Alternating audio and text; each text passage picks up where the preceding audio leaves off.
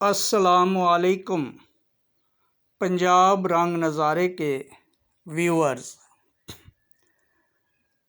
آج ہم آپ کے لیے ایک سبزی کی معلومات لے کر حاضر ہیں۔ اس سبزی کا نام کدو ہے۔ ہمارے پیارے رسول حضرت محمد مصطفیٰ آمد مجتبی خاتم الانبیاء صلی اللہ علیہ وآلہ وسلم نے اسے پسند فرمایا ہے، اور اسے کھانا سنت ہے،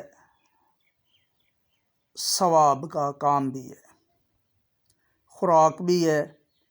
تو آئیے ناظرین، آج ہم کدو کے متعلق آپ کو معلومات فراہم کرتے ہیں۔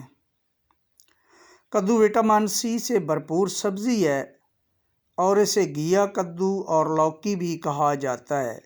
یہ گول اور لمبوتری شکل میں پائی جاتی ہے۔ اس کے استعمال سے گرمی کی شدت سمیت کئی بیماریوں سے بچا جا سکتا ہے۔ یہ سبزی وٹامنز اور منرلز کا مجموعہ ہے۔ ماہرین غذائیت اسے صحت بخش سبزی قرار دیتے ہیں، اسی لیے cholesterol level, sugar level, uric acid اور بلڈ پریشر کو متوازن رکھنے کے لیے اسے تجویز کیا جاتا ہے۔ چونکہ ہمارے پیارے نبی حضرت محمد مصطفیٰ صلی اللہ علیہ وآلہ وسلم نے اسے بہت پسند فرمایا ہے، اور اللہ تبارک و تعالیٰ نے اس میں شفا بھی رکھی ہے۔ اسے ہم مختلف طریقوں سے استعمال کر سکتے ہیں، مثلاً سبزی بنا کر، جوس بنا کر، سلاد بنا کر یا رائتہ بنا کر۔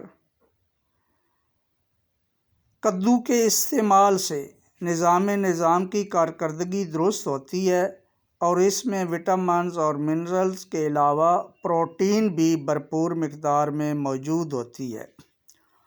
یہ سبزی وزن کو کنٹرول بھی کرتی ہے۔ آپ کو بتاتا چلوں کہ لوکی شربت کے نام سے السعودیہ طبی فاؤنڈیشن نے شربت تیار کیا ہے، جو بازار میں دستیاب ہے اور مذکورہ امراض میں بہت ہی مفید ہے۔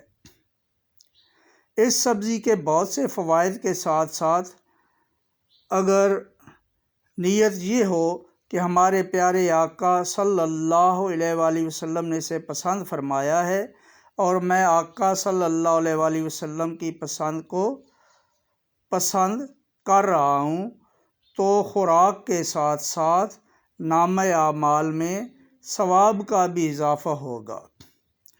پھر پاؤں میں جلن ہوتی ہو تو آپ صبح سویرے کدو کو کاٹ کر پاؤں کی تلوؤں پہ رگڑیں،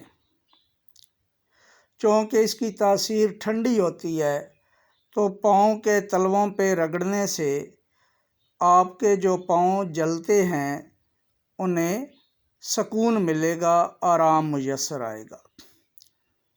تو ویورز، میں امید کرتا ہوں کہ آپ کو ہماری یہ معلومات پسند آئیں گی۔ پسند آنے پر سبسکرائب ضرور کریں۔